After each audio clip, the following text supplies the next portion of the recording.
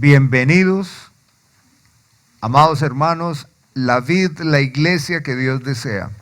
La semana pasada tuvimos la introducción de una afirmación muy fuerte que hace Jesús, estremecedora, pero que parte de una ilusión, de una fantasía, de un apego humano por parte de los discípulos. Evangelio de Marcos, capítulo 13. Dice, al salir Jesús del templo, le dijo uno de sus discípulos, Maestro, mira, con admiración le preguntan a Jesús, ¿qué piedras y qué edificios? Jesús respondiendo, le bajó los ánimos, le dijo, ¿ves estos grandes edificios? No quedará piedra sobre piedra que no sea derribada. Y un motivo de reflexión pastoral, familiar, es cómo nosotros debemos recordarnos esto. Puestos los ojos en Jesús. Él es el autor de la vida y también Él es el consumador. Él es el todo y en todo. Juan en Apocalipsis poéticamente nos dice que Él es el alfa y la omega. El principio de todo y el fin, si Él lo quiere, de todo. De Él dependemos porque Él es el aliento de vida. Él es la palabra que le ordena las cosas y las cosas suceden. Él es el Señor. Y Jesús entonces va a continuar en esta mañana trayendo reflexión a nosotros. Podemos decir que nuestro punto de reflexión la semana pasada es poner nuestra confianza en Él y no en todo lo que podemos nosotros hacer, lograr o lo que nos puede dar el tiempo, la vida, el gobierno, la educación, los seguros y demás. Este tema es muy difícil. Es muy difícil porque una cosa es intelectualmente reconocer que debemos confiar en el Señor, pero otra es cómo dirigimos nuestros pasos, qué es lo que ocupa nuestro mayor tiempo, nuestra preocupación y nuestra energía, porque Jesús lo dijo, donde esté vuestro tesoro, vuestra inclinación, vuestro mayor deseo, ahí estará toda tu energía. Estoy parafraseando que Jesús dice, donde esté vuestro tesoro, ahí estará vuestro corazón. Versículo 3. Y se sentó en el monte de los olivos frente al templo, como alguien que ya no pertenece a ese templo, como alguien que mira a la distancia y se sienta confrontando el desgaste, la pérdida de un símbolo tan sacro como era el templo. Y Jesús se sienta frente al templo y entonces Pedro, Jacobo y Juan, Andrés, le preguntaron a Jesús acerca de la afirmación que hace Jesús de que sería destruido el templo. Ellos continúan con inquietud. ¿Y quién no tendría inquietud? Amados hermanos, si alguno de ustedes mañana le dicen que su contrato laboral se acaba, si tiembla la tierra y se caen las casas, si se renueva una epidemia o se levanta una guerra feroz en el país, ¿quién no se preocuparía? Pero si alguien dijera que dentro de poco experimentaríamos un colapso en todas las áreas de la vida, lo que mejor quisiéramos saber es cómo prepararnos y cuándo sería el momento. Estos son condiciones humanas, el preocuparnos y el querer tener todo en control. Esto es lo que sucede con los discípulos. Dinos, por favor. Versículo 5, Jesús respondiendo comenzó a decirles, y este es nuestro primer ítem, mirad que nadie os engañe. Mirad que nadie os engañe. ¿Y quién lo dice? El divino maestro, aquel que podría observar la mirada de las personas y saber lo que había en el corazón, las intenciones profundas, reales de cada quien, el que lo conoce todo, el que discierne los pensamientos, las intenciones, Él, la palabra verdadera, sin ningún error, dice, miren que nadie los engañe. Y esto es lo primero que Dios nos dice hoy a la vid de la iglesia que Dios desea. A cada uno de nosotros. Héctor David, mire que nadie lo engañe. Angélica María, mire que nadie le engañe. Kierly, mire que nadie le engañe. Esta es una preocupación evidente de Jesús hacia sus discípulos. De esta manera Jesús va a empezar a recrear la historia de la última era de la humanidad. Y no lo responde inmediatamente. La respuesta que da Jesús aparece en el versículo 32, imagínense. Él va a dedicar un tiempo para poner en perspectiva a sus discípulos y a nosotros también. Ahora, voy a decir que no voy a enfocar en dato histórico ni tampoco en doctrina, porque eso lo veremos en teología sistemática. Los miércoles vemos doctrina y vamos a ver estos temas doctrinales. Vamos a ver escatología. No lo voy a tratar desde ese ángulo, aunque voy a seguir la estructura del texto y por supuesto su naturaleza, pero voy a enfatizar pastoralmente porque es la naturaleza de este momento en esta mañana. Jesús anuncia un hecho que históricamente se cumplió. En el año 70, Roma destruye Jerusalén, destruye el templo. Y uno diría, ¿por qué destruir altares? ¿Por qué destruir templos? ¿Por qué destruir símbolos? Desde hace unos años, de acuerdo a los cambios sociales, políticos del mundo, empezamos a notar que en países, grupos hacían protestas y empezaron a destruir los emblemas, ¿recuerdan? Y uno dice, ¿pero qué razón tiene? Que destruyan esculturas que son símbolos históricos importantes. ¿Por qué? Y vimos que un rey falló al Señor no destruyendo 2 toros. Y mira, ¿para qué? Él pudo ver en ese momento y decir, pues, ¿para qué los vamos a destruir si son bonitos y son elementos culturales? No vamos a hacer culto. La razón por la cual se destruyen los emblemas es porque ahí está el arraigo de las personas. Ahí está su identidad social, cultural y religiosa. Y Roma destruye para que Israel no aparezca jamás en la tierra. Y destruye el templo.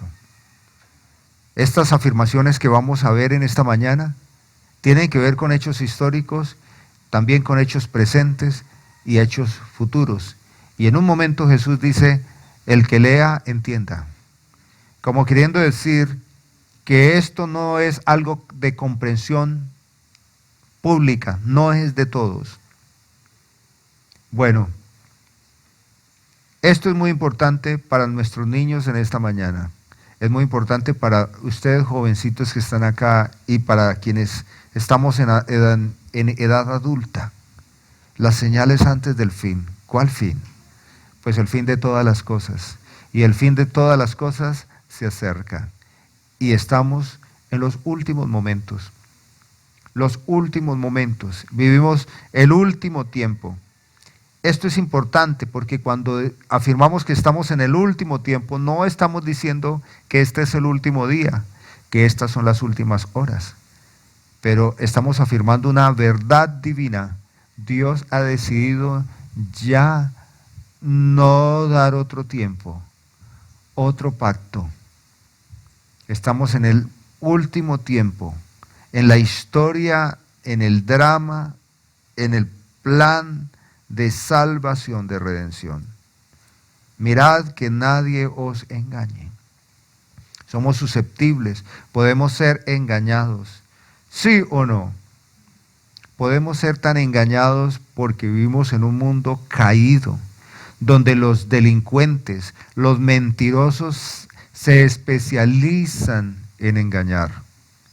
Podemos ser engañados porque nosotros también vivimos casi siempre en una dualidad entre la fe y las ansias por este mundo.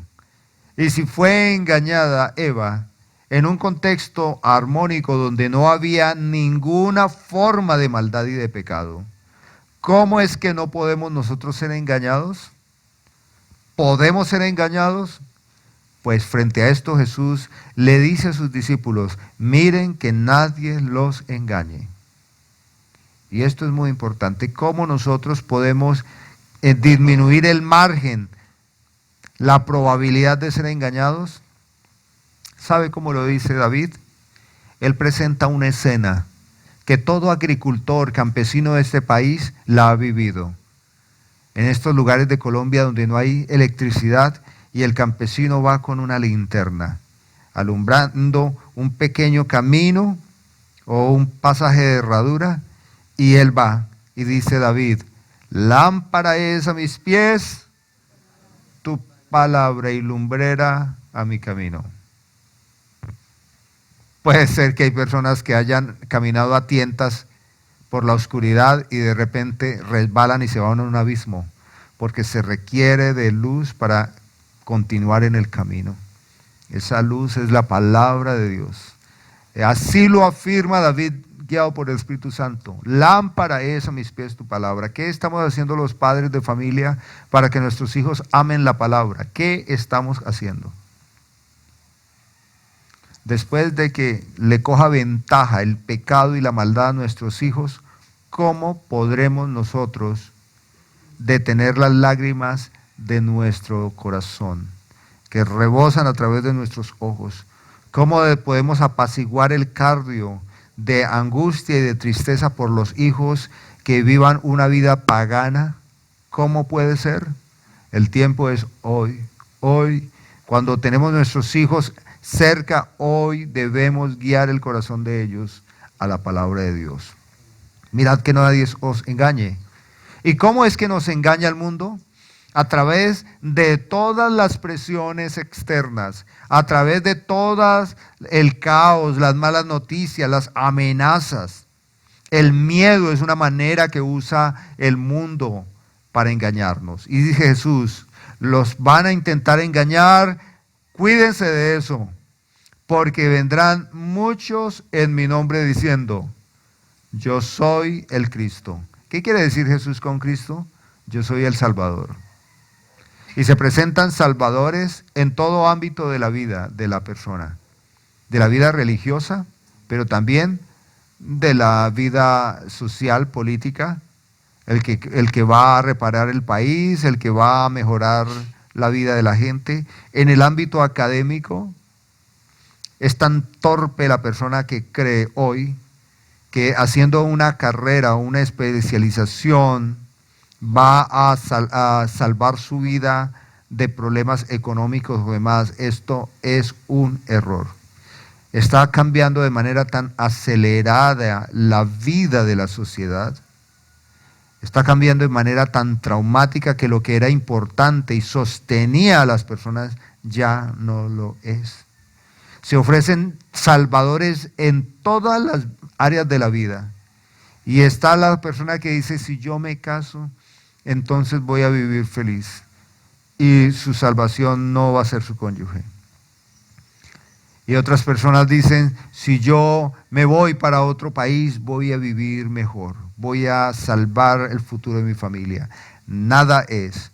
No quedará piedra sobre piedra que no sea derribado, y el único que permanece firme es la roca inconmovible, inquebrantable, que es Jesucristo. Se levantarán falsos cristos o falsos salvadores, pero dice que en su nombre. Entonces está dentro de un contexto de lo espiritual, de lo relevante, de lo trascendente. Sí, esto era algo con lo que los discípulos, los apóstoles tendrían que lidiar, y nosotros también. ¿Cuánta mentira hay disfrazada de evangelio? ¿Cuánta, hermanos? Y no crean que eso va a disminuir, aumentará. Engañarán a muchos. Engañarán a muchos. Todos ellos que están siempre aprendiendo, pero nunca llegan al conocimiento de la verdad. En el mundo de las redes y de todo a la mano, están las personas Dice Pablo, aquellas mujercillas cargadas de pecado que siempre están aprendiendo pero nunca llegan al conocimiento de la verdad. ¿Cómo entender? Están aprendiendo pero no llegan al conocimiento de la verdad. Mujercillas, hombrecillos. Como un diminutivo que habla de personas sin criterio, sin respeto por sí mismo. Personas que están aprendiendo teorías, conceptos y que su mejor biblioteca de aprendizaje es YouTube. YouTube o cualquier forma de redes sociales. Escogen qué aprenden, qué no aprenden y son como un queso. Son una gran estructura pero llena de vacíos, no es consistente. Nunca llegan al conocimiento de la verdad. ¿Conoce usted personas que dicen, yo sí creo en Dios pero no creo en las iglesias? Y comienzan a hablarle de lo que aprendió en internet de tal persona y lo que aprendió en internet de tal otra persona y uno dice, pero qué consistencia hay, qué base de formación hay ahí. Siempre están aprendiendo, pero nunca llegan al conocimiento de la verdad. Serán engañados, muchos serán engañados, y la iglesia tiene que lidiar con gente engañada. Gente que está engañada y usted le predica el evangelio, le invita a la fe y están tan engañados que creen que usted es el que está engañado. Y lo dice. Versículo 7. Pero cuando oigan de guerras y rumores de guerras, no se turben o no se angustien desesperadamente. Muy importante, porque es necesario que así suceda. Fíjese, los judíos vivieron esto. Los judíos fueron esparcidos. Ellos vivieron a la vez un exilio, una diáspora y también una masacre, un genocidio. Ellos lo vivieron en el año 70. Escucharon lo que eran rumores de guerra, violencia. Es aterrador leer acerca de cómo los perseguían y cómo los mataban. Aterradora la forma. Pero para nosotros no es ajeno estas palabras de Jesús, porque escuchamos a menudo que estamos en guerra, y realmente estamos en guerra, ¿o no? Y no es que estamos en guerra porque Rusia y Ucrania están en guerra, o Israel con Gaza, estamos en guerra aquí. Y la historia de Colombia ha sido una historia de guerra y guerra muy cruel. Así que no nos es ajena las afirmaciones de Jesús, pero ojo, cuando Jesús dice que habrían guerras, rumores de guerras, Él dice, no se angustien desesperadamente, eso es no se turben. Obviamente podemos sentir temor, miedo, pero Él dice, ojo, no se angustien como aquellos que toman decisiones a la carrera y venden todo y se van para un lugar, o se van para el supermercado y compran todo y llenan una bodega de comida porque ellos son los que van a salvar su vida mientras se da el apocalipsis. Hay personas que han comprado bodegas, casas subterráneas en los Estados Unidos para protegerse de una guerra nuclear. Y dice Jesús, mire que nadie los engañe, y entonces para eso mantengan la calma. Mantengan la calma. Mantener la calma es muy importante, hermanos. Una persona desesperada puede reaccionar de maneras que luego puede incrementar el daño. Guerras, rumores de guerras. Es necesario que todo esto suceda. ¿Por qué es necesario? ¿Por qué es necesario esto? Evidentemente porque todo eso anuncia o hace evidente el corazón del hombre, porque sean las guerras. ¿Qué dice Santiago? De por qué sean las guerras. Las guerras se dan por la injusticia, por la falta de recursos. ¿Por qué sean las guerras? Muy bien. Santiago dice, ¿de dónde vienen las guerras? ¿No es de adentro? ¿No es de adentro del corazón? Desde vuestros propios deseos, impulsos. Y luego dice, pedís, codiciáis. Unos secuestran, roban, estafan. Y no tenéis lo que deseáis. ¿De dónde viene todo esto? Por eso Jesús dice que es necesario que todo esto suceda. También en la carta primera a los Corintios, capítulo 11, Pablo, con dolor, con vergüenza y con ira, le dice a la iglesia de Corinto, en muchas cosas los he alabado, pero en esto no puedo alabarlos porque noto que entre ustedes hay divisiones, riñas, injusticia, y es necesario que esto suceda para que se haga evidente los que son del cuerpo de Cristo de los que no son. Esto es y coincide con lo que Jesús dice. Injusticias, guerras, rumores de guerras, maldades. Y dice, pero todo esto es necesario que suceda. Pero, ojo, les dice a ellos, que nadie los engañe, que no se turbe el corazón, porque aún cuando suceda todo esto, sepan ustedes que no es el fin. No es el fin. Versículo 8. Pues se levantará nación contra nación y reino contra reino, habrán terremotos en muchos lugares y habrá hambre y alborotos. Todo esto, principio de dolores son.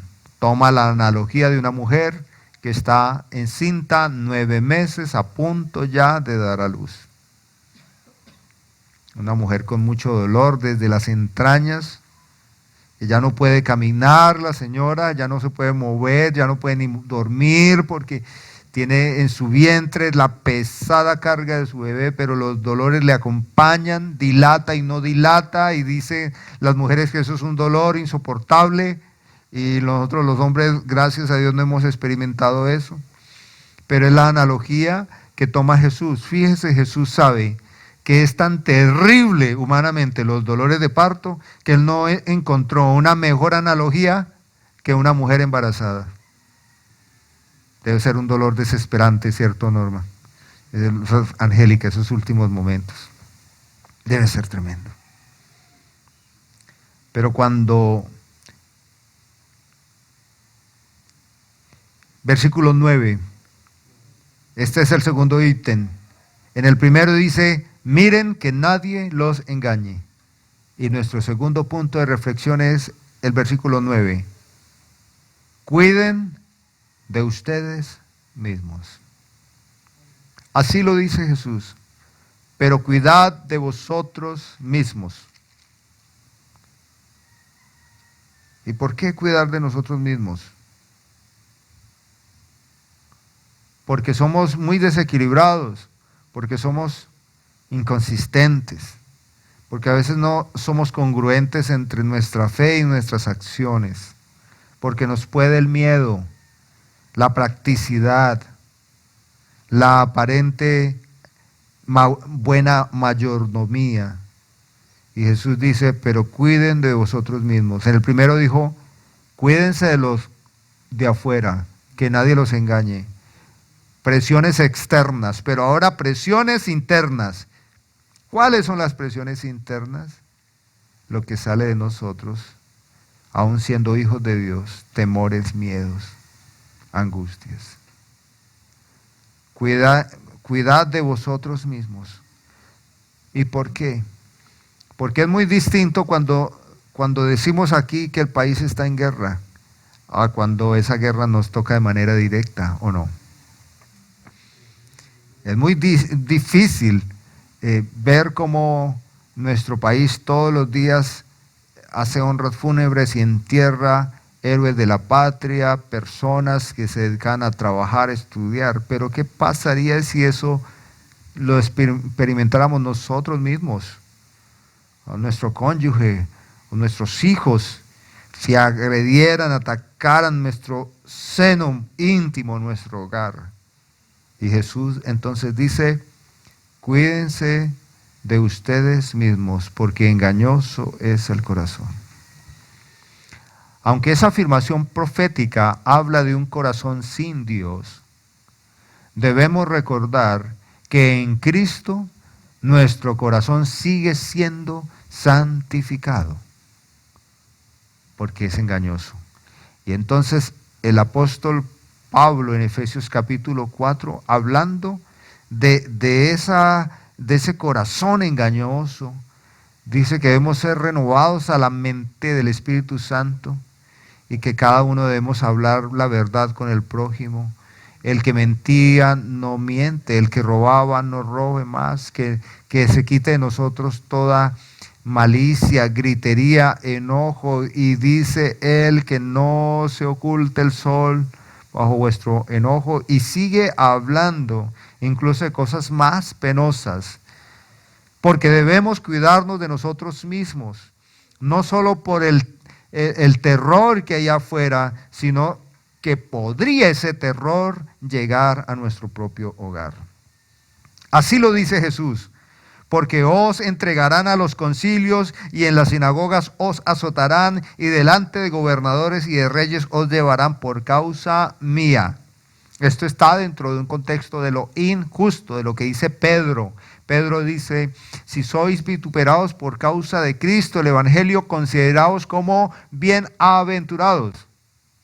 Sí, Jesús está diciendo, cuídense de ustedes mismos cuando injustamente sean entregados a una demanda que por mal vecino, una demanda que por mal profesional, una demanda por esto o lo otro, cosas infundadas, cosas no verdaderas. Pero claro que Jesús está hablando de que aún estas cosas que podrían ser terribles, Dios las usaría para el bien. Fíjese cómo lo dice. Los azotarán y delante de gobernadores y de reyes os llevarán por causa mía, pero aquí está la razón de lo que Dios aprovecha, para testimonio a ellos. También podemos inferir que está diciendo Jesús, para juicio a ellos. Y es necesario que el Evangelio sea predicado antes a todas las naciones. Sí. En Hechos capítulo 1, versículo 8, Jesús les dice, recibiréis poder y seréis mis testigos. Y comienza Jesús a describir, empezarían ellos a evangelizar desde lo local hasta lo mundial. Y en Hechos capítulo 8, narra cómo se dio una persecución sangrienta que arrasó con la estabilidad de la iglesia y la iglesia fue esparcida. ¿Y esto con qué propósito? El que dice Jesús, es necesario que el Evangelio sea predicado antes a todas las naciones. Antes, ojo, ese antes tiene que ver con la pregunta, ¿cuándo serán estas cosas? Yo no quisiera, hermanos, que la iglesia La Vid, experimentara ese empoderamiento de la evangelización a partir de desgracias, a partir de presiones gravísimas. No, me encanta saber que viviendo tranquilamente como lo estamos en este momento, podemos predicar el Evangelio, podemos evangelizar a las personas que nos rodean. Y fíjese algo, hay hermanos que dicen, la verdad es que yo en mi trabajo callo porque no siempre me he portado bien en el trabajo y mis compañeros de trabajo tienen razones para a veces criticarme. Esa es la manera de Satanás ponerle una mordaza. Porque claro, por supuesto, ¿en qué consiste en el Evangelio? ¿En cómo se ha portado usted?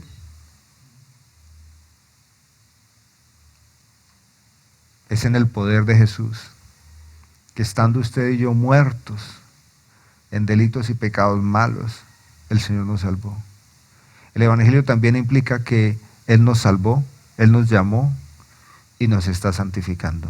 Por eso, usted tiene la autoridad, a pesar de sus errores, de comunicarle el Evangelio a sus compañeros. Y ellos le señalan y le dicen, pero es que usted ha hecho esto. Y le dice, claro. Y quiero decirle que no he sido peor canalla, porque el Espíritu Santo me tiene cortico y me está salvando. Y lo puede hacer con usted. Que nada le calle, porque Jesús dice que es necesario que hayan situaciones adversas para colocarnos en el lugar apropiado, si es que así se requiere, porque el Evangelio debe ser predicado. Fíjense cómo Jesús usa este término, es necesario. Él no dice es probable, Él tampoco dice es bueno, Él no dice es una gran posibilidad, es un buen escenario. Él dice es necesario. ¿Y qué significa necesario? Es un condicionante, hermanos. Es una condición. Versículo 11. Pero cuando os lleven para entregarlos, no os preocupéis. Señor, ¿por qué estoy pasando esto injustamente? Yo he sido tan buen cristiano y mira cómo me tienes. Dicen, no. Cuando os lleven injustamente, no os preocupéis por lo que habéis de decir, ni lo penséis, sino que os será dada aquella palabra, ¿sí?, en esa hora. Y lo que Dios le dé en ese momento para hablar, eso hablad, porque no sois vosotros los que habláis, sino el Espíritu Santo.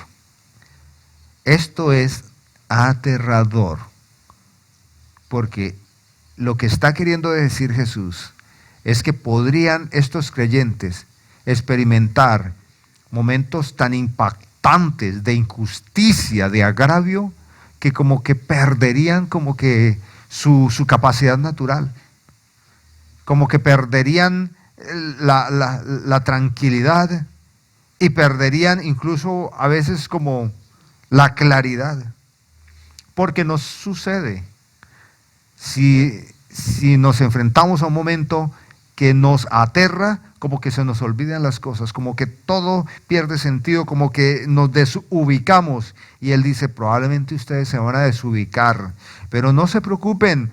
¿Qué van a decir? Ustedes van a predicar el Evangelio, pero ¿cómo lo van a predicar? Con el poder del Espíritu Santo. Y ya hemos visto los miércoles que nuestro mejor aliado es el Espíritu Santo. Y no aliado en el sentido que somos socios, jamás. Él es nuestro sustentador, Él es nuestra fuerza, Él es el poder que nos mantiene a nosotros estables. La estabilidad del Evangelio a través de nuestra vida tiene que correr por cuenta del Espíritu Santo, en el trabajo, en la universidad, en el colegio, en el hogar. Uno de los escenarios más difíciles para la evangelización es el hogar. Padres de familia, ¿cómo tenemos que hacerlo? Hay que orar constantemente al Espíritu Santo y decir, Espíritu Santo, ayúdame para que la predicación del Evangelio a mis hijos sea guiado por el Espíritu Santo. Todos los que somos padres de familia sabemos que tenemos una responsabilidad tremenda de guiarlos a Cristo, pero no lo vamos a lograr sin la asistencia del Espíritu Santo. Esto es fundamental. Y luego nos presenta en el versículo 12 la destrucción del modelo bíblico de la familia. Y esto lo estamos viendo. Nosotros estamos viendo el esfuerzo final del tiempo para destruir el modelo bíblico de la familia. ¿Cuál es el modelo bíblico? Yahweh, nuestro Padre Dios lo dijo, se lo dijo a Adán y Eva, dejará el hombre a padre y madre y se unirá a su mujer y serán un solo ser, se fundirán en un solo. Y luego les dice, pásenla bien, tengan un matrimonio agradable y divertido y tengan hijos. El reino de las tinieblas, Satanás, está a todo dar, en búsqueda de destruir, y lo llama así, un modelo represivo, un modelo arcaico, un modelo tradicional, pero siempre lo va a decir despectivamente lo va a decir. Los medios de comunicación, las redes sociales, abundan mostrando la vergüenza, el deterioro de lo que no es una familia, cada vez naturalizándolo. El hermano entregará a muerte a su hermano y el padre al hijo. Esto tiene que ver con la destrucción del hogar. El hermano entregará al hermano a muerte y el padre al hijo. Y se levantarán los hijos contra los padres y los matarán. Este texto es muy diciente hoy, pero también en las primeras páginas de las Escrituras. ¿Recuerda cuando Dios se acerca a Caín? Caín tiene las manos manchadas en sangre. Este tipo se planeó cómo quitarle la vida a Abel y dijo, bueno, lo voy a invitar a dar un paseo. Y cuando lo vea solito, lo voy a matar.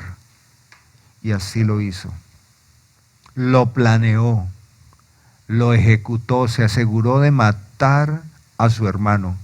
Y luego Dios se acerca a Caín y le pide cuentas. ¿Dónde está tu hermano? ¿Cómo responde Caín? Como responden muchos hijos y jóvenes hoy. ¿Qué? ¿Acaso que soy guarda de mi hermano? ¿Soy responsable de mi hermano? ¿Acaso tengo que cuidarlo? Con esa ira, con esa vulgaridad, con esa truanería, una criatura, un humano, se para frente a Dios desafiando a Dios mismo. Ese es Caín, uno de los primeros mortales. Se para ofreciéndole a Dios culpa, responsabilidad, con su corazón empuñado frente a Dios. Hace a Dios malo, lo hace responsable por la muerte de su hermano. Este Caín es una clara representación de lo que Jesús dice: el hermano entregará a la muerte al hermano, el padre al hijo, y se levantarán los hijos contra los padres. Usted lee en el Antiguo Testamento cómo los paganos cogían a sus primogénitos y los entregaban como sacrificio. Tenían unos barriles en forma de toros y ahí los metían y le echaban candado y por fuera le echaban candela y los hacían hervir vivos. Eso es de los nativos de piedra a animales en proceso de evolución, o eso lo vemos hoy. Eso lo vemos hoy. Padres que dan a muerte a sus hijos, claro, todo empieza ahí. Claro, sí, el aborto. Pero aún así, nacen los hijos y los dejan hacer lo que quieran. No les enseñan el Evangelio. Padres que no disciernen entre las tinieblas y la luz. No les enseñan límites a sus hijos ni honrar a Dios. Y el que no honra a Dios no va a honrar a nadie. Y ese hijo que no honra a Dios, que ese padre no enseñó a sus hijos a honrar a Dios, ese hijo un día mata a su padre.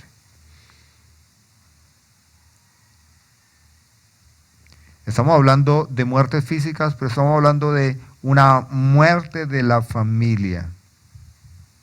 Jesús le dice a sus discípulos que la evangelización estaría acompañada de una enemistad terrible del mundo contra el diseño divino. Y ellos tendrían que lidiar en ese sentido.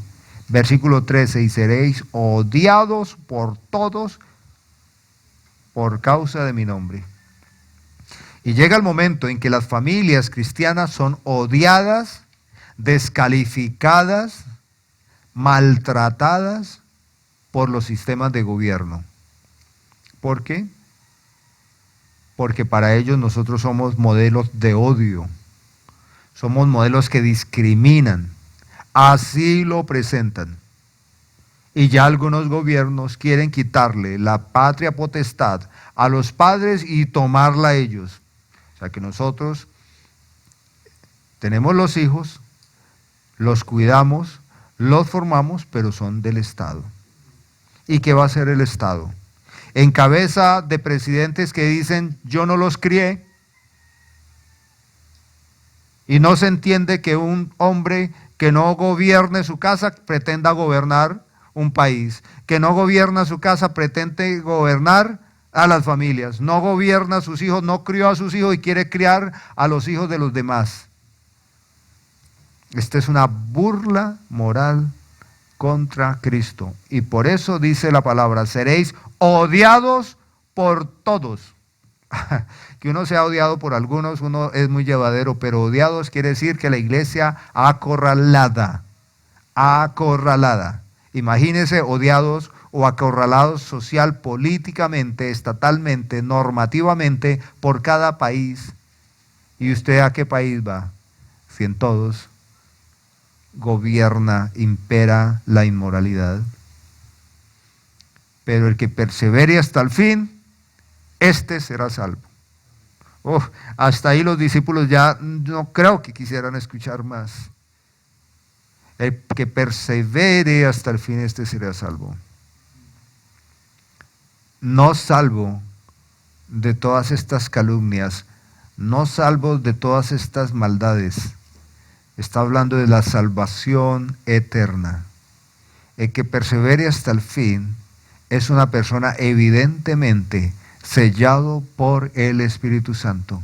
Porque nadie que no haya nacido de nuevo y que no haya sido sellado por el Espíritu Santo podrá soportarlo. Esto es lo que quiere decir esta afirmación de Jesús. No el que aguante el terror y el sufrimiento, entonces como lo aguantó va a ser salvo. No es lo que Jesús está diciendo. Pareciera que él está diciendo eso. Pero lo que Jesús está diciendo es que el que se mantiene, el que persevera en un mundo como este, el que vivimos, ya sea hasta el fin de sus días en esta tierra o hasta la venida del Señor Jesucristo, evidentemente como testimonio puede notarse que el Espíritu Santo lo selló, lo salvó. Esto ya lo sabemos nosotros, que el Espíritu Santo sella para el día de la redención. ¿Qué quiere decir esto? Perseverar hasta el fin, salvo. Es exactamente lo mismo. Pero cuando veáis la abominación desoladora del que habló el profeta Daniel, puesta donde no debe estar, el que lea entienda, como un código enigmático, dice.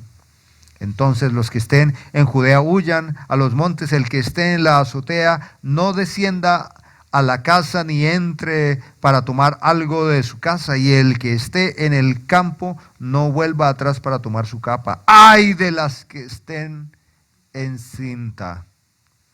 Es como dijera, ¡qué tristeza! Ese ay es un lamento.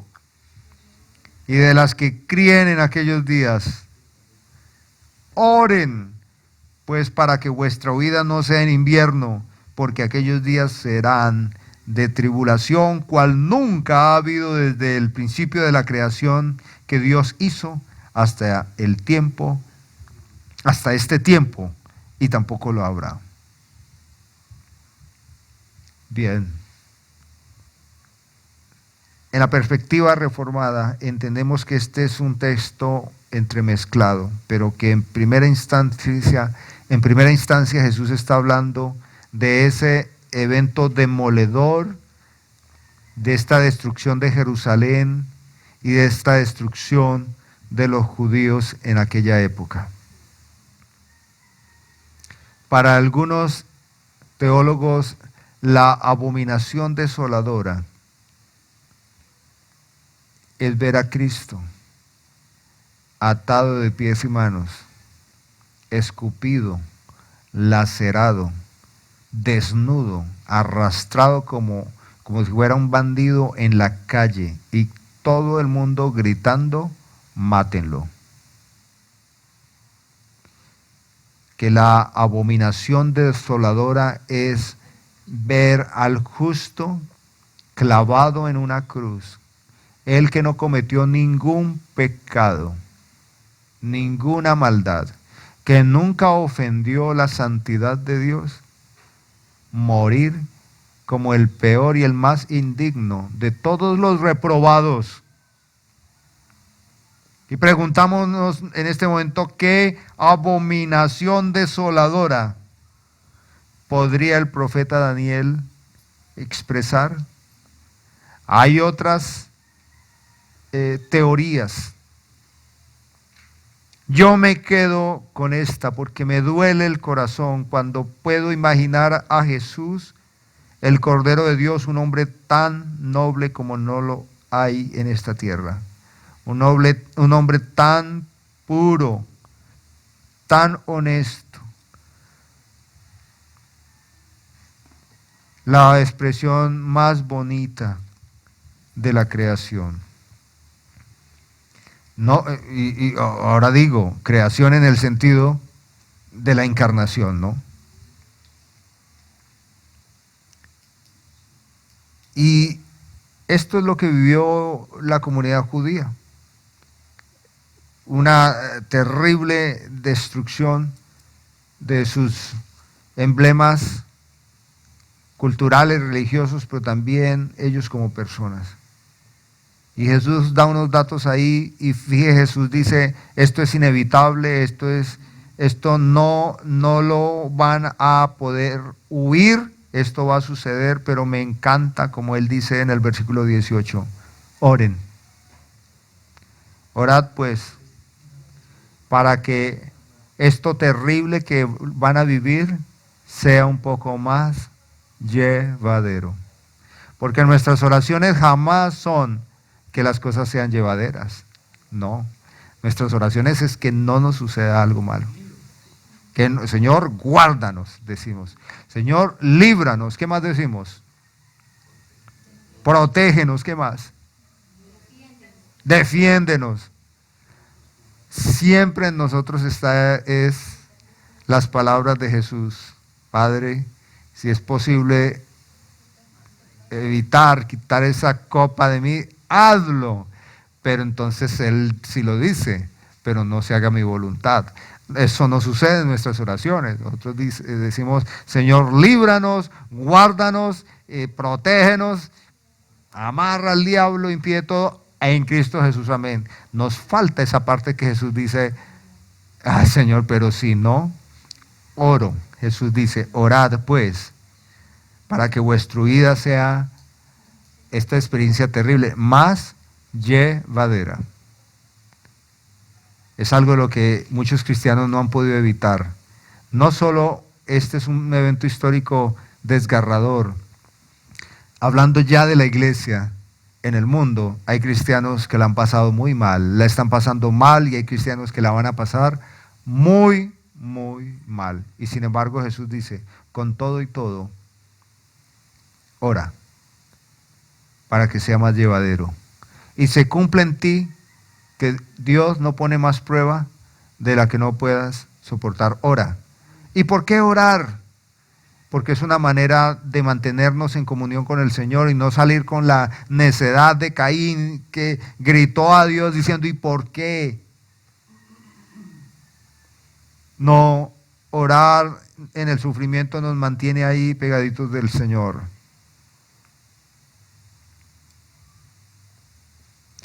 Fíjese lo que dice en el versículo 20. Y si el Señor no hubiera acortado aquellos días tan aterradores que vivieron los judíos, nadie sería salvo. ¿A qué se refiere? Salvación del alma, salvación eterna. ¿Se refiere al perdón de los pecados? ¿O que no exterminó a todos los judíos de la época? Porque si es salvación del alma, perdón de pecados, entonces eso depende del sufrimiento. Y eso no es consistente con la doctrina bíblica. Nadie puede ser salvo por aguantar sufrimientos. porque hay gente que ha aguantado cosas terribles y no se han arrepentido, no han buscado al Señor, no han creído en Jesús.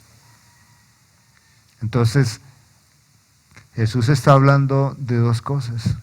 Uno, de sufrimientos que son muy propios de este tiempo, de injusticias que son el lenguaje de la conducta de la gente hoy. Y de que cristianos que vivimos en este mundo podemos vernos enfrentados a estas situaciones, incluso perder la vida. Pero que no todos van a morir en persecuciones. No todos los cristianos van a vivir esas situaciones terribles. Hay cristianos que toda la vida van a vivir bueno. Toda la vida. Tranquilos. Y hay cristianos que toda la vida, desde conocer a Cristo hasta irse de esta vida de sufrimientos, ha sido terrible. Hay cristianos que todo el tiempo la han pasado mal. Todo el tiempo. Me acuerdo de una hermana que en algún momento me contaba y decía, yo no recuerdo un día en mi vida en que me he sentido completamente saludable. Siempre he tenido dolor en el cuerpo, una persona enferma. Hay cristianos que siempre van a pasar mal y hay cristianos que van a pasar bien. ¿Qué cristiano quiere ser usted? ¿El que la pase bien o el que la pasa mal? Por supuesto que usted va a querer ser el cristiano que la pasa bien. Y sería muy bueno, y yo lo deseo. Yo no deseo que ninguno de ustedes la pase mal.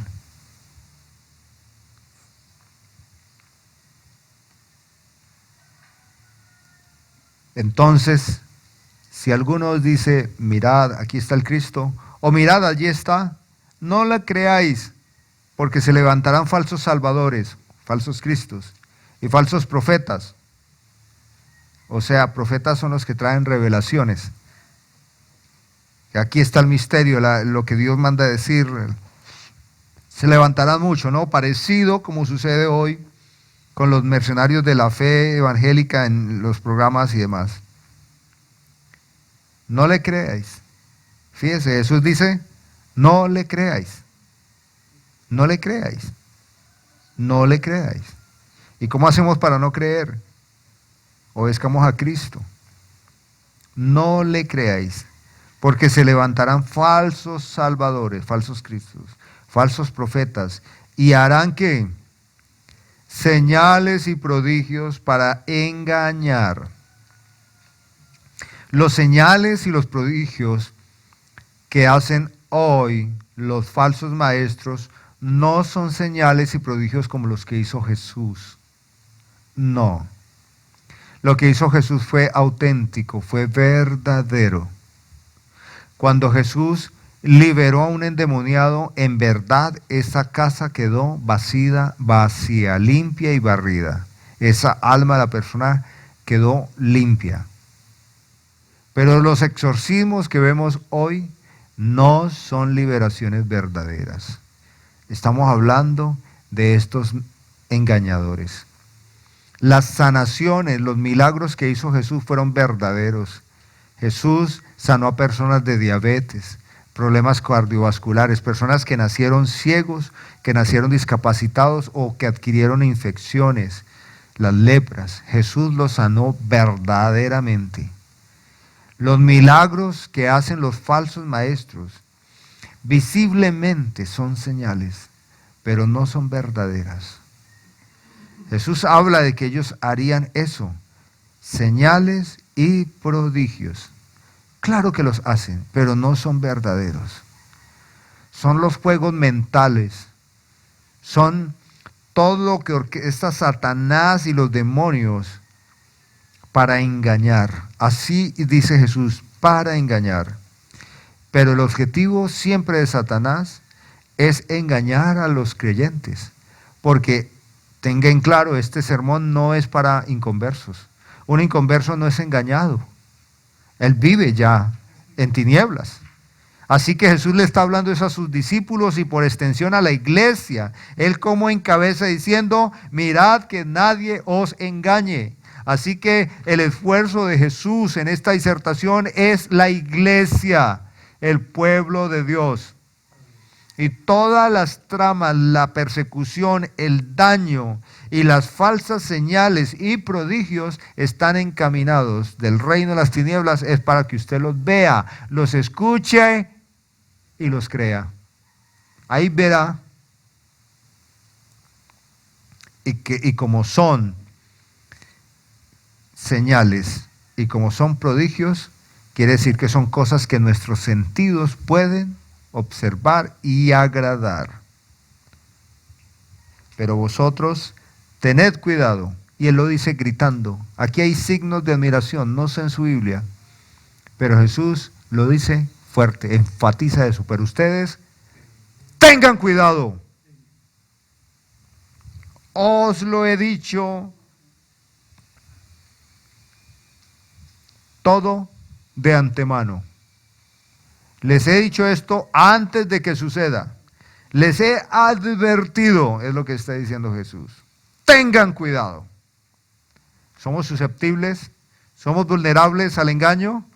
Claro, hermanos. Por eso Jesús lo dice, tengan cuidado. Miren que nadie los engañe. ¿Qué horas son? Bueno, entonces tengo un momentico más. Pero en aquellos días, y cambia Jesús el escenario, ya de hablar de Jerusalén del año 70 y de la destrucción del templo, ahora nos va a hablar un poquito más escatológicamente. Pero en aquellos días, ¿cuáles días?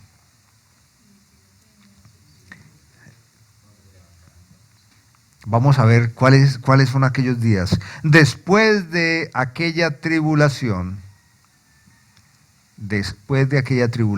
el año 70, después de ese primer escenario terrible, la persecución de los judíos, el sol se oscurecerá y la luna no dará su resplandor. ¿El sol qué? Científicamente sabemos que si el sol se oscurece, por supuesto que se acabaría la vida, ¿no? Pero en aquellos días, después de aquella tribulación, ¿cuál tribulación? La tribulación del año 70 y toda la que sigue hasta el día de hoy, hasta el momento en que el Señor Jesucristo venga victorioso en gloria. Nosotros estamos, igual que en este periodo del año 70, estamos en este tiempo donde todo es caótico, donde hay una enemistad terrible contra Cristo y contra el Evangelio. Estamos en el tiempo de los falsos profetas, de los falsos maestros, de las falsas señales, de los falsos prodigios. Estamos en el tiempo de que haya maldad, pero estamos en el tiempo de la evangelización. Y dice Jesús, después de todo ese tiempo, cuando ya se va a consumar el reino de los cielos, se va a establecer eterna, gloriosa y de manera absoluta, el sol se oscurecerá, la luna no dará su resplandor, las estrellas caerán del cielo y las potencias que están en los cielos serán conmovidas, removidas, destruidas, dejarán de ser justamente eso, potencia. Entonces verán al Hijo del Hombre, que vendrá en las nubes con gran poder y gloria. Este es el último momento en que los humanos, como humanos mortales, perecederos, podrán experimentar el aliento de lo que es aquí. Verán al Hijo del Hombre que vendrá en las nubes con gran poder y gloria. Gran poder y gloria. En su primera venida Jesús vino ¿cómo? ¿Con gran poder y gloria? No había una habitación en ningún hotel en el mesón. No había un lugar, una casa, alguien distinguido que recibiera al gran rey, y él nació en un lugar insanitario. y vivió como un trabajador de construcción y comía de lo que la gente le daba y ofrendaba. Y le dijo un día a la ambición de los discípulos: si alguien quiere seguirme, hágale, pero yo no tengo sueldos, no tengo prestaciones, no tengo un hotel, no tengo nada donde redimirlos. Mi almohada es tal vez una piedra donde me coja la noche, ahí voy a dormir. Así. Pero así él vivió y vino y vivió entre los hombres, humillándose, la kenosis, y viviendo una vida de siervo. Así fue su primera venida. Pero él dice que su segunda venida, ¿cómo será? Con gran poder y gloria. Ese gran poder no es un poder como el que los hombres tienen, como el que hemos visto. Hay hombres muy poderosos. En Proverbios y en Salmos a veces nos hablan de esos dioses de este mundo, hablando de estas personas que tienen mucho poder, que toman decisiones y sus decisiones afectan a mucha gente. Pero el gran poder es una fuerza gloriosa que emana de Dios mismo, no es nada comparado a lo humano. Entonces enviará a sus ángeles y juntará a la vid, la iglesia que Dios desea, a sus escogidos. ¿Desde dónde? Desde los cuatro vientos, desde el extremo de la tierra hasta el extremo del cielo, de toda lengua, de toda nación, de todo grupo étnico de allá donde Dios llama, de todo lugar. Y esto lo habla en algún momento Jesús como una parábola: la cosecha, recoger el trigo y quemar. Hermanos, ya sabemos cómo va a terminar las cosas, ¿o no? Ya sabemos cómo va a terminar el mundo.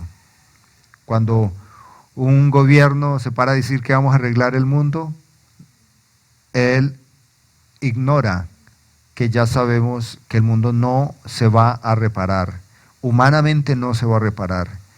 Ya sabemos que las guerras no van a cesar, ya sabemos que las epidemias no van a cesar, ya sabemos que de vez en cuando va a temblar la tierra y mucha gente muere en estos terremotos, en estos tsunamis. Ya sabemos que nadie nos diga que es que vamos de mejor en mejor y que esto lo vamos a arreglar, que nadie nos diga eso.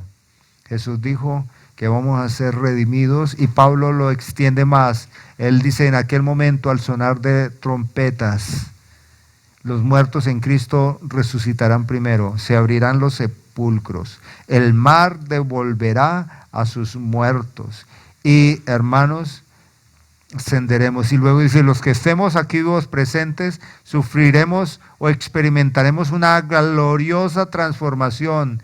Esta piel que se deteriora, que se daña, será transformada por una tecnología traída del reino de los cielos, de manera que vamos a vivir eternamente glorificando el nombre de Dios.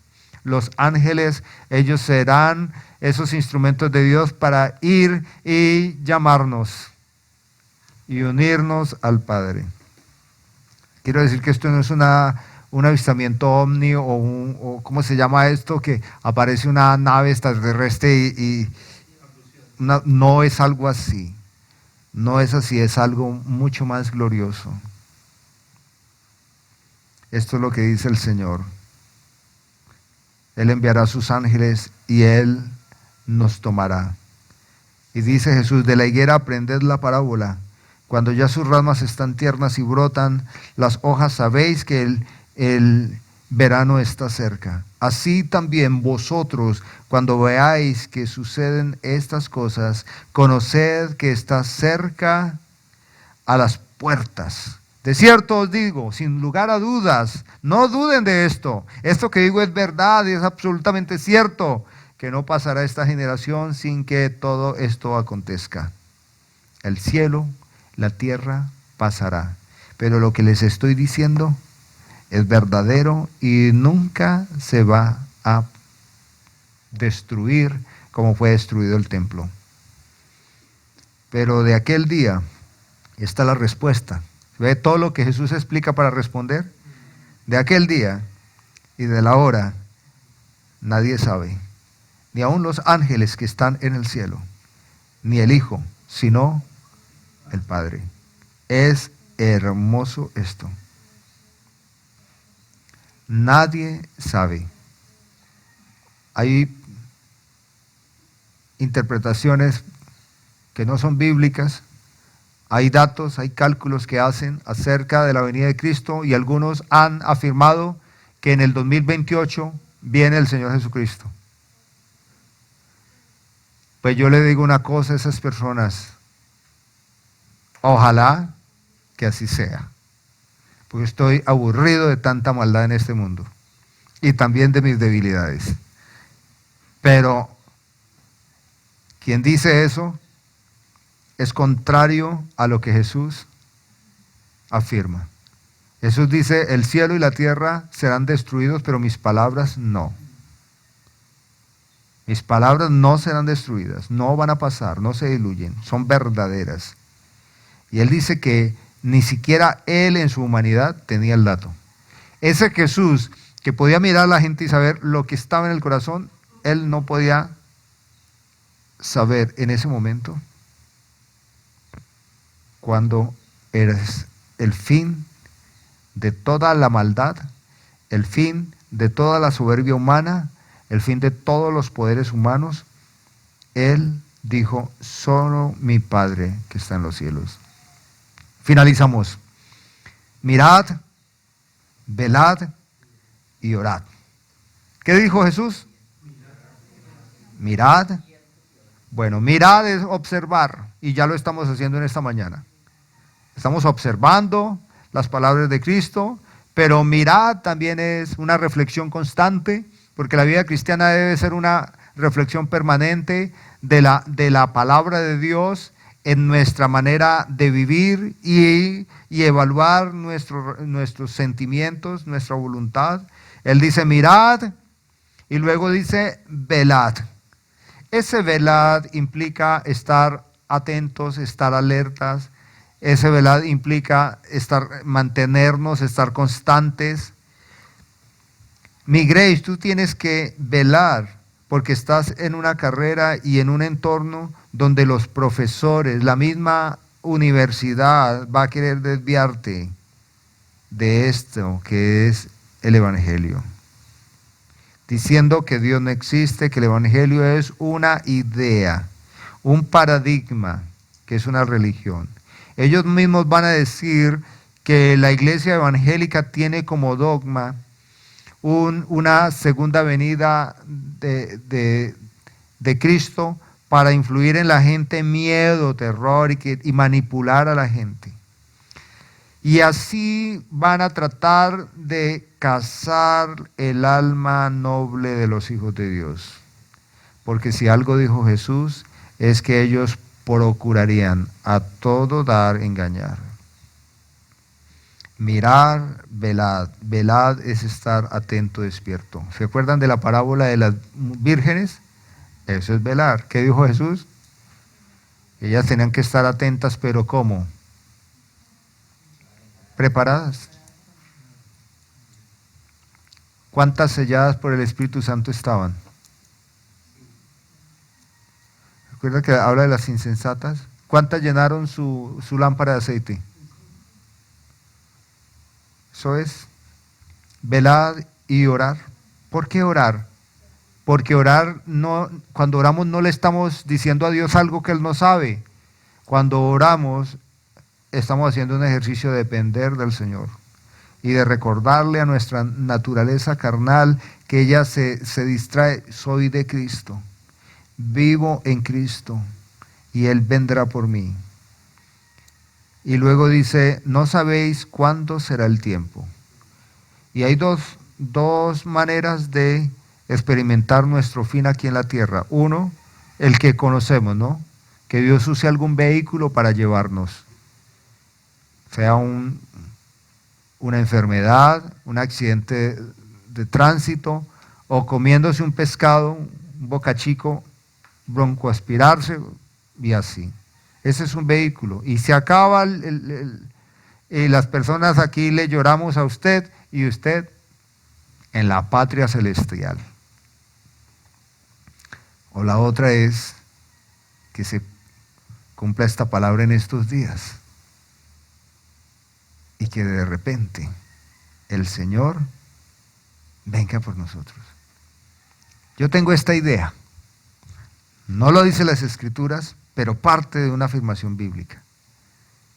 Yo creo que todos los llamados, todos los elegidos, en el momento que Cristo venga, que será un todo a la vez, usted va a escuchar una música que usted sabe que esa música siempre estuvo en su interior.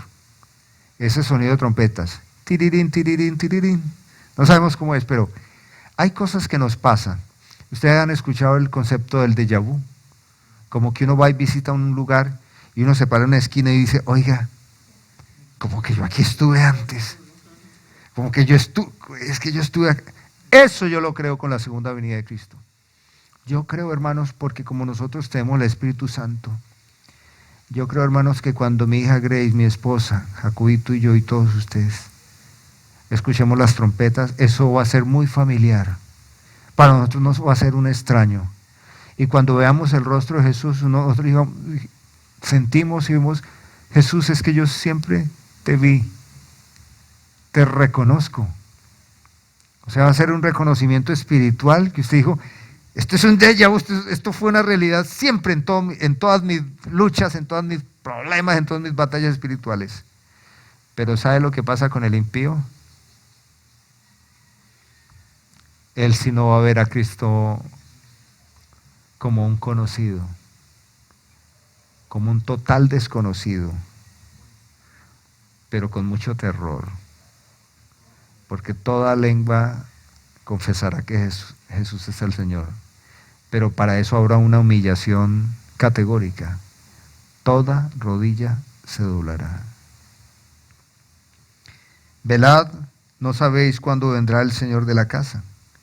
Si al anochecer, a la medianoche, al canto del gallo o a la mañana, para que cuando venga de repente no os halle durmiendo. ¿Un cristiano puede dormirse? Claro. Leamos en Apocalipsis en otra ocasión el llamado a las iglesias y hay una iglesia que le llama que ha perdido su primer amor, y hay iglesias y hay cristianos dormidos no que han perdido su salvación, sino como ahí enfrascados o distraídos en las cosas de este mundo. Si Jesucristo viene hoy por su iglesia y hay algún cristiano verdadero, pero distraído en las cosas de este mundo, ¿se queda? No se queda. Pero se ha perdido de lo mejor. ¿Sabe qué es lo mejor?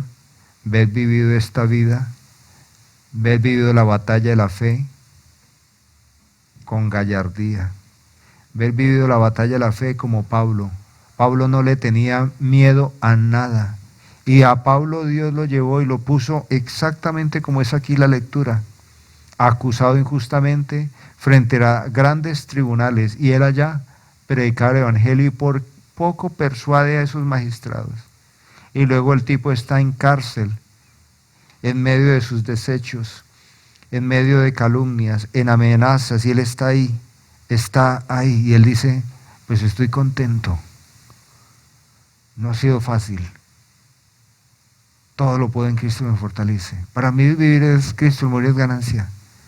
He corrido la buena batalla de la fe. Estoy listo para cuando Dios quiera. Se habrá perdido de haber vivido esta vida intensamente. Nos encanta ver películas y ver esas películas donde al protagonista le toca sufrir, regar y luchar y nosotros hacemos fuerzas y todo y la final gana. Pero ese es usted en esta vida. Y ahí sí no queremos ser ese. Termino y abra usted conmigo la Biblia, Lucas capítulo 18. Lucas capítulo 18, versículo 1 al 8. Todos abran su Biblia, Lucas 18, 1 al 8. Los niños también abran su Biblia. Todos los que sepan leer, Jacobo, tu Biblia. Todos los que sepan leer, Lucas capítulo 18, versículo 1 al 8.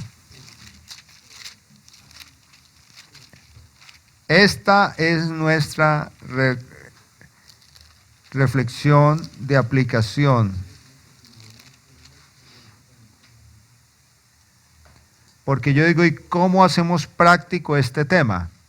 ¿Cómo es que este tema nos deja un qué hacer esta semana? Y el qué hacer de esta semana es de todos los que estamos aquí. Lucas capítulo 18, a partir del versículo 1, dice Jesús: también les refirió Jesús una parábola, leámosla, sobre la necesidad de orar siempre y no desmayar, que fue lo que Jesús dijo, velad, diciendo: había en una ciudad un juez que ni temía a Dios ni respetaba al hombre. Había también en aquella ciudad una viuda, la cual venía a él diciendo: hazme justicia de mi adversario. Él no quiso por algún tiempo, pero después de esto dijo dentro de sí: aunque ni temo a Dios, ni tengo respeto a hombre, sin embargo, porque esta viuda me es molesta, le haré justicia.